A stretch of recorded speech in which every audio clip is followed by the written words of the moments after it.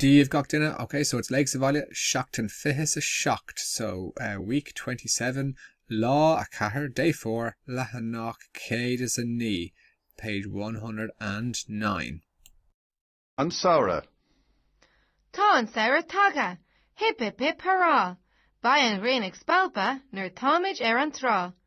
Ní bhín scola géine. Bhín na páistí father bísh. Is by ucht the roiid don dinner agwin in unad glasry agus rísh. Okay, so An Samhradh is the summer. Tá an Samhradh tága. The summer has come. Hip hip hooray. Hip hip hooray. Bay on green ag scalpa.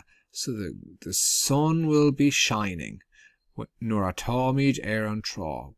Nor is when we are an trá, on the beach. Ní bhíonn scol ag aine. Nobody will have school. Bíonn na páistí fad bísh. The children are all happy. Is bé uachtar ráite don dinner a ghin. Is bé or beg. There will be ice cream for dinner.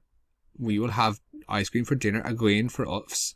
In unad glasry agus rísh. In the place of, instead of, glasry, which are vegetables, and rice. Ceist a héan. Céard atá taca. Okay, so céard atá taca. What has come? Okay. Tá an Samhradh taca. Ceist a dó. Céard a bheith ag spalpa. Okay, so what will be shining? What will there be a burst of?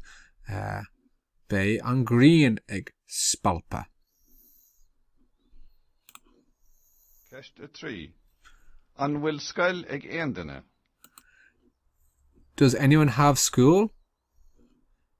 Ní bhíonn scol ag aine. Nobody has school. Ceist a cahar. An bhfuil na páistí bísh. Okay, on will. Are the children bísh? Are the children excited? Bíonn na páistí bísh. Ceist a cuaig. Céard a bheith acu don dinner. Okay, céard a bheith acu don dinner. What will they have for dinner? So, beg or bay, depending on where you're from in Ireland, beg uachtar ráite don dinner. Acu. So acu means for them. In unad glasry agus rísh. You could put that in as well, instead of glasry agus rísh. Okay, well done everyone.